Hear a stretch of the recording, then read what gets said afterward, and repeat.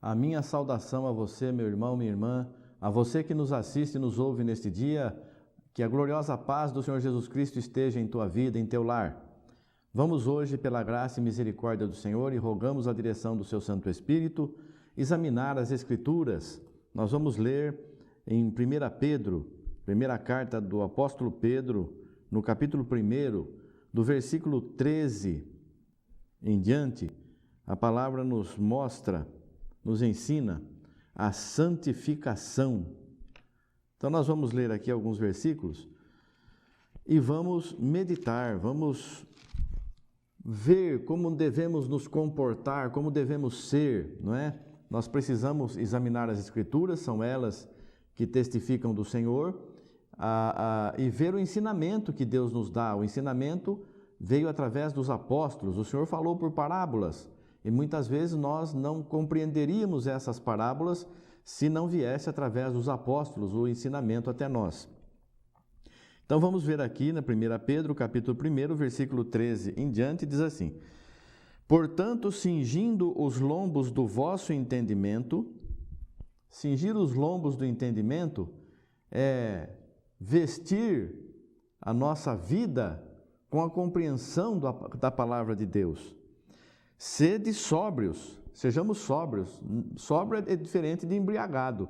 Façamos as coisas com sabedoria, com inteligência. Tudo tem uma forma de se viver. A palavra de Deus não é uma coisa que você vai vivendo porque te mandaram falar, viver e fazer e você nem sabe por que tem que fazer. A palavra de Deus não é assim. Tudo tem um fundamento, tudo tem uma motivação e tudo tem o porquê nós fazemos ou deixamos de fazer. Então nós precisamos saber em quem nós cremos. Como o apóstolo Paulo disse, eu sei em quem tenho crido, porque ele sabia exatamente por que ele falava, por que ele vivia, por que ele fazia algumas coisas, deixava de fazer outras. Ele sabia exatamente por quê, nós também temos que saber por quê. Sede sóbrios, esperai inteiramente na graça que se vos ofereceu na revelação de Jesus Cristo, como filhos obedientes, não vos conformando com as concupiscências que antes havia em vossa ignorância. Esperar inteiramente na graça, irmãos, é esperar inteiramente na misericórdia do Senhor. Graça é um benefício, uma bênção que nós recebemos, mesmo não tendo pedido, mesmo não sendo merecedores. Nós esperamos na graça de Deus. A salvação é pela graça, é de graça, é por graça. Não é porque nós merecemos a salvação, não é porque nós fizemos alguma coisa, eu vou ser salvo porque eu fiz isso, fiz aquilo e fiz aquela outra coisa. Ou deixei de fazer aquilo e deixei de fazer aquela outra coisa.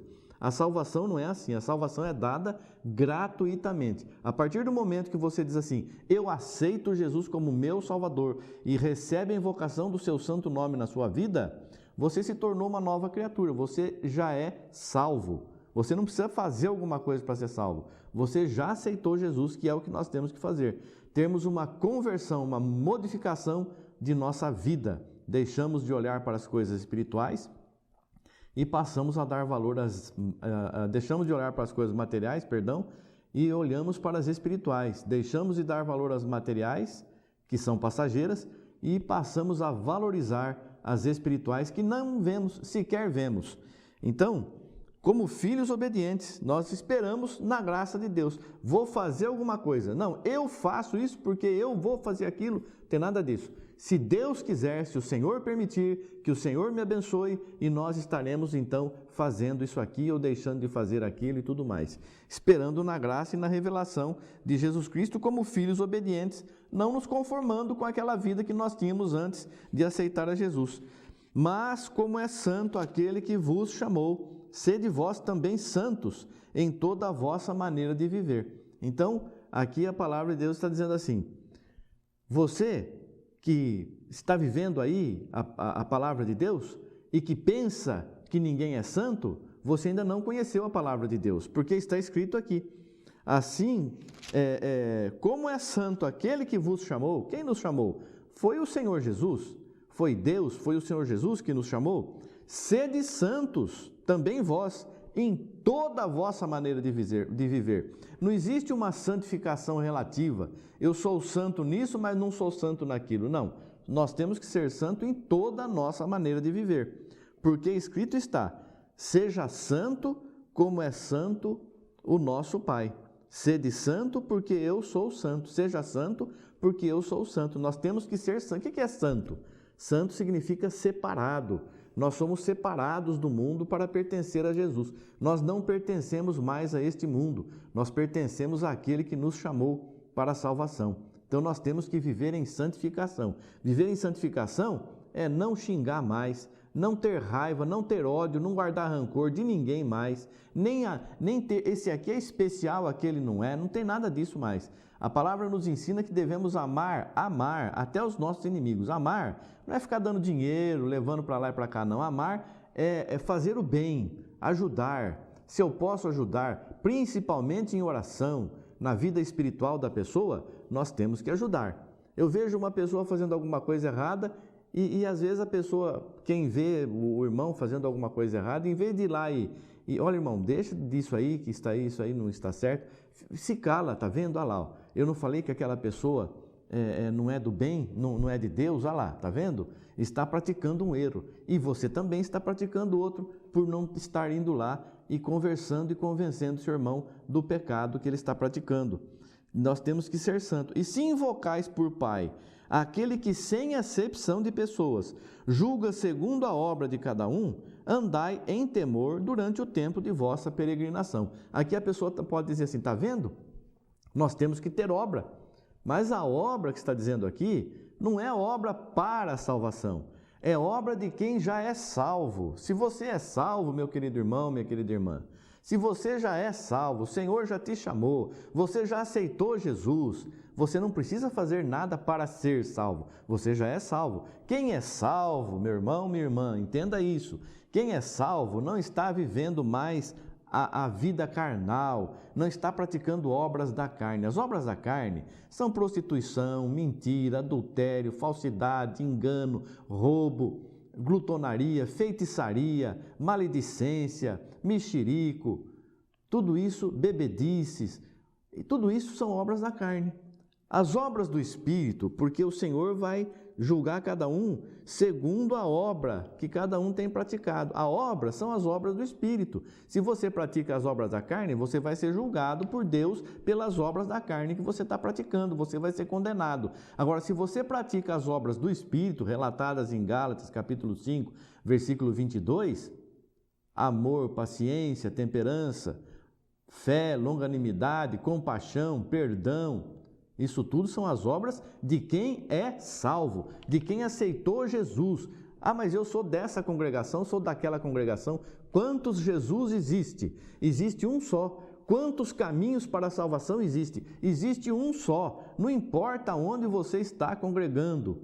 Importa que você aceitou Jesus. Você não aceitou igreja, você não é de igreja, você é de Jesus e Jesus quer que você cumpra as ordenanças dele, conforme a tua fé, conforme Ele tem te revelado, conforme Ele tem te mostrado. Então nós temos que nos entregar a Jesus e viver Jesus. Ah, mas se eu fizer tal coisa lá na minha igreja, não vão me aceitar. Que não aceite, eu vou viver a minha fé. Eu não posso ficar sujeito a homens, eu não posso ficar sujeito ao julgamento de uma pessoa. Eu estou sujeito ao julgamento de Deus, que está acima de todos. E tenho que viver em santificação, e tenho que viver em honra. Sou templo do Espírito Santo, você é templo do Espírito Santo. Então nós vemos aqui, se você invoca por Pai, aquele que sem acepção de pessoas, julga segundo a obra de cada um, andai em temor durante o tempo da vossa peregrinação. Nós estamos aqui peregrinando. Israel, os hebreus peregrinaram 40 anos no deserto. 40 anos ficaram peregrinando. Nós estamos peregrinando aqui durante todo o nosso tempo em que aceitamos a Jesus. Seja 1, 2, 100, quantos anos for, nós estamos aqui em peregrinação. Nós temos que peregrinar com temor, sabendo que o Senhor não vai, não, mas esse aqui, ele tem minha preferência, eu amo mais esse do que aquele, não tem disso não. Se você não praticar as obras do Espírito, ficar praticando as obras da carne, não tiver uma vida de conversão verdadeira, arrependimento de obras mortas, que são as obras carnais que só te levam para a condenação, abrem espaço para o inimigo usar a tua vida e usar você contra as coisas de Deus, você vai ser julgado e condenado, porque o julgamento é agora. Nós temos, enquanto temos vida, nós vamos praticar, porque é o que está dizendo aqui, durante o tempo da nossa peregrinação, viver em temor, temor de Deus, não é temor do pastor, temor do ministério, temor do homem, não, nós não somos Deus. Deus tem um só Deus, um único Deus, Criador de todas as coisas, e mandou que Jesus Cristo, seu Filho único, viesse. Todo o poder foi dado a Jesus, um homem, recebeu todo o poder e Ele que está julgando todo mundo. Ele é o juiz, Jesus Cristo é o nosso juiz. Sabendo que não foi com coisas corruptíveis, como prata ou ouro, que fostes resgatados da vossa vã maneira de viver, que por tradição recebestes dos vossos pais, mas com o precioso sangue de Cristo, como de um cordeiro imaculado, incontaminado, o qual, na verdade, em outro tempo foi conhecido ainda antes da fundação do mundo, mas manifestado nestes últimos tempos por amor de vós. Então, o Senhor Jesus Cristo já tinha se manifestado antes da fundação do mundo. Como que o Senhor Jesus Cristo se manifestou antes da fundação do mundo? Se manifestou quando Deus, o Pai, disse assim: haja luz. E o Senhor Jesus diz: eu sou a luz que veio ao mundo. Eu sou a luz do mundo. Aquela luz que Deus havia criado, e pela luz foram feitas todas as coisas. Essa luz recebeu um corpo carnal, porque lá em Hebreu diz: corpo me preparaste. Então nós vemos que aquela luz veio ao mundo, já era antes da fundação do mundo, por isso ele diz: Abraão exultou por ver o meu dia, viu e alegrou, porque viu já o Senhor como Melquisedeque, o sacerdote eterno. E já é Jesus Cristo, o sacerdote eterno, não tem outro sacerdote eterno. É um sacerdote, sumo sacerdote, só tem um sumo sacerdote eterno é Jesus Cristo, nosso sumo sacerdote. Melquisedeque não é diferente de Jesus Cristo, não tem dois sumos sacerdotes. Sumo sacerdote Melquisedeque, a ordem de Melquisedeque, Jesus Cristo, era o próprio Melquisedeque. E Abraão viu Jesus Cristo em glória, viu o Senhor Jesus Cristo como sumo sacerdote, e ele exultou. E chegou a dar o dízimo de tudo, mesmo não tendo lei, nem obrigação de fazer aquilo, fez por fé. Por isso nós também, por fé, vivemos e entregamos a nossa vida. Não é dízimo, não. Nós entregamos tudo que o Senhor coloca no nosso coração para fazer, nós temos que fazer. Nós fomos resgatados com o sangue deste que é o sumo sacerdote eterno hoje, que venceu a morte.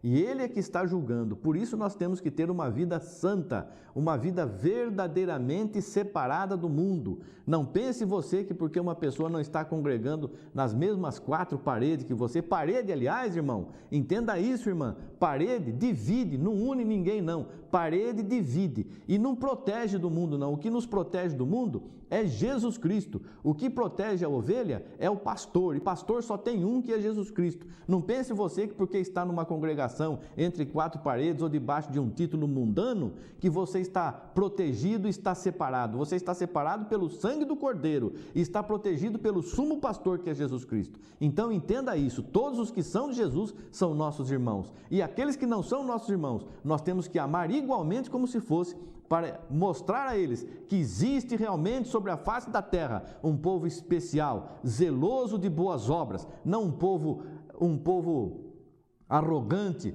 um povo cheio de si, um povo que se acha mais que os outros e que condena todo mundo. Nós não somos juízes, nós somos humildes como foi o Senhor Jesus Cristo. Temos que ser santo como é santo aquele que nos escolheu. Que você possa compreender a palavra de Deus e aceitar, porque a palavra de Deus é uma espada de dois gumes. Se você aceita, você vive. Se você não aceita, ela te mata.